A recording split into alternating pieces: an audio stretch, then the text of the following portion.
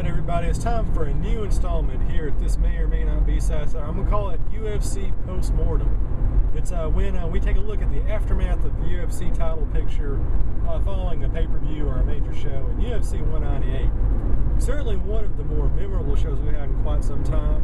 Tons of upsets, awesome knockouts. I mean, the main card delivered. Third largest attendance ever for a UFC show. Pretty entertaining. You had the Brazilian atmosphere. It was definitely a show I'm glad I watched. Because I missed out on the last couple. You know, it's way past time I got back into the sport. You know, it's one of my passions. So I'm glad I was able to catch the entire thing. Alright. So just a couple of general observations on top of my head. We'll start from the top and start working our way down. I'm just going to freeform it. Stipe Miocic, what can I say? You know, Cleveland finally has a world champion in something. You know, the Croatian from Cleveland is the UFC World Heavyweight Champion. You know, he went in there. Fabricio Werdum really did not take him seriously as an opponent. He's making that goofy meme face the entire time during his entrance. And I'm just thinking to myself, man, I just want, you know, Miocic to go in there and just knock him silly for doing that. It ain't happened. It happened, you know, pretty easily. I mean, Miocic went in there, he exerted his dominance. You know, he weathered the early storm. He, you know, goaded Werdum into a slugfest, and he won. He got in there, he clipped him, he bombed him out early. It didn't take much. You know, he really underestimated Miocic's striking, and he paid for it. You know, as the old Mike Goldberg quote goes, or was it Joe Rogan, when Silva got knocked out by Chris Weidman. He paid for it with his consciousness. And that's what happened. You know, this is a really awesome moment. You know, I think even Miocic was surprised. Like, he was shocked it happened. So, you know, obviously Werdum is going to knock him down a peg. And the UFC heavyweight title picture right now, it's very interesting. Because I think right now the obvious thing you do is you're going to have Werdum take on Alistair Overeem a little bit later in the year. And of course, who would have thought Overeem would get on a hot streak, you know, after kind of coming out early, you know, in 2011, and then having some really bad losses, but slowly making himself relevant again. So that's a pretty amazing story in its own right. So that's the obvious next step. But, you know, what do you do underneath that? You know, what do you do on the other side of the heavyweight division? You know, I think for Fabricio Werdum, he's probably still a solid number 3 or number 4 at the least. Cain Velasquez, you know, you got to put him at 4. You know, as long as he's healthy. Cain Velasquez, you know, I think is the best overall fighter in the heavyweight division. I mean, I think if he's healthy, he cleans the clock of everybody.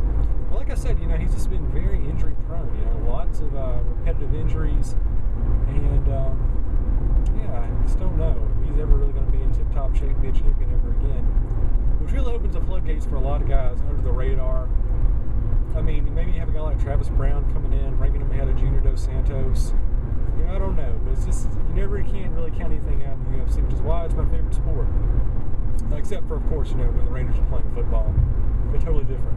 And also, I want to give a shout out to one of my subscribers, a guy named Turtles, who called it, who nailed the upset. He came on this page for my predictions. I said Werdum was going to win, and he said he's going to go for the upset, and it happened. So, bang up to you, Turtles. Good job. You're a good analyst. In fact, I'm actually going to send out an invitation to you to do UFC 199 picks. And if you're on Skype, send me a message. We'll set something up. We'll do a co-branded video. It'll be great for everybody. Okay. Co-main event, Vitor Belfort got murder, death, killed by Jacare Ronaldo Souza. Why would you give a guy who has a pretty easy to pronounce name a really hard to pronounce nickname? Just never got it. Well, anyway, he's obviously going to be the next guy in line for a shot at the Middleweight Championship. Strikeforce import been waiting for a rematch forever. And he's got the winner of Luke Rockhold and Chris Weidman coming up to probably happen before the end of the year. It would be interesting if this against Rockhold, because one of Souza's few losses in his MMA career is actually against Rockhold and Strikeforce. So how about that for everything coming full circle? But yeah, Vitor Belfort's like crap in this fight, and Ronaldo just like deadly. I mean, he's already one of the best jiu-jitsu fighters in the world, and he didn't even really need it for this fight. He just went in there and said, I'm going to tag you. I don't need Brazilian jiu-jitsu. I've got Brazilian jiu-fistsu. I'm going to hit you with them. And he did, and Belfort got KTFO'd, and it was bad. And, you know, Souza, he was like a complete fighter. I mean, he's technically, you know, proficient. He's got grappling. He's got wrestling. He's got good defense. I think he's got all the makings for a UFC champion. And I look forward to seeing him dominate in the future. As far as Belfort goes, I don't know. I mean, it's hard to tell.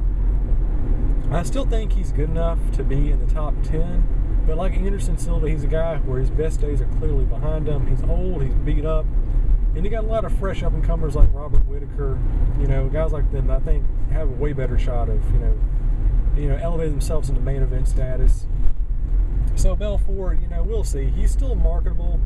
I mean, he's still co-main event material, but clearly, he's never going to get another title shot again. That's just over and done with. Not much to say about Chris Cyborg. She just went in there and did what we thought she was going to do. She went in there and she killed that one girl. I mean, she ragdolled her. That was just about as brutal a fight as we've seen in a long time. And of course, got that weird structure going on where she's fighting for Invicta full time, just beating up soup cans. Well, soup cans, tomato cans, whatever you want to call it.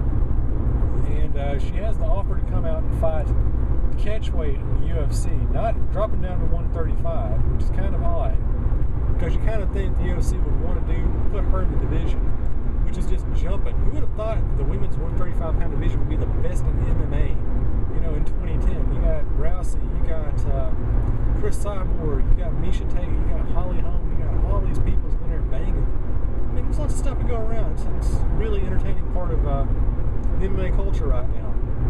So we'll see. Obviously, she made a statement, and that statement is, if I ever drop to 135, you girls are in trouble. So that was just entertaining. I'm really impressed by what Shogun did. I mean, I thought Mauricio Hu was a guy who was clearly on a downward spiral, but he looked really good in that fight against Corey Anderson, who has the worst nickname I've ever heard, Beast in 25-8. You just don't get worse nicknames than that. If he called himself crap on a stick, it'd be better. And ironically, he fought like crap on a stick. There were like 2 times, like at the very end of the first round, at the very end of the second round, Shogun went in there and almost, destroyed him. Almost like finished him off twice in a row. And I mean, he did end up losing the third round, admittedly, but by then the damage had been done. There's no way Anderson was going to stop Hua. So yeah, Hua, I mean, he's not really a lightweight threat. He's not really a middleweight threat. But, he's a marketable name. It's good to have him on there. And as he proved to us last night, he can still scrap. I say keep giving him fights. Really not a whole lot to say about the Brian Barberina, Wally Walrusy Alves fight. But, I mean, Barberina went in there and he just looked good. I mean, it was a very solid fight. Good defense, good wrestling, very solid striking. I think he's got a career. Don't know what they're going to do with him next, but, give him a couple more fights. He might be 2-3 victories away from a title shot. I mean, stranger things have happened, and I'm impressed. And, of course, wrapping up the video, Damian Maui going in there and getting the last second submission against Matt Brown.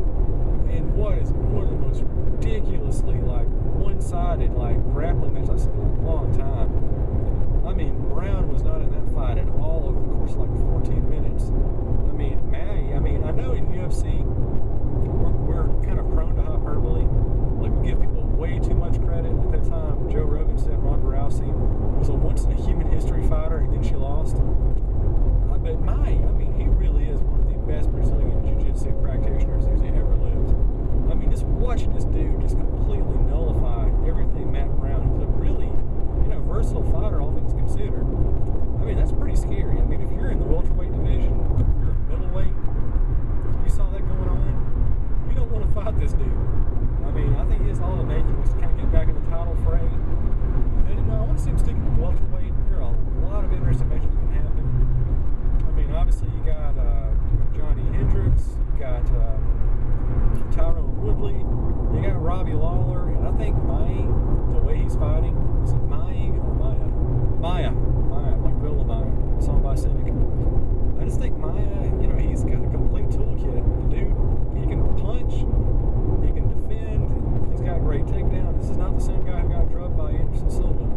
If Anderson Silva fought Demian Maia today, Demian Maia would just slam him. He would just absolutely wreck his life. And I think Maia, he's probably 1 or 2 wins away from getting a title shot. And I think he's probably going to be, before 2018.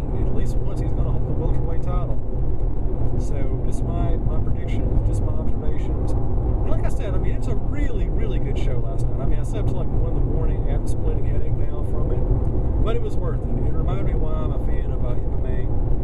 And right now is probably one of the best times to be a UFC fan in years and years. I mean, the last time the MMA picture was this entertaining and you had so many surprises and upsets going on, you'd have to go back to like 2010 or 2007. You know, it's another golden age for mixed martial arts, and you know, rumors are bound that the UFC is going to get sold to a Chinese company. Don't know if that's true, don't know if that's false, but you know what? Who cares? Just enjoy what we got going on for now, because this is a really, really good product, and UFC 198 definitely gives us a lot of reason to be excited about the future of the sport.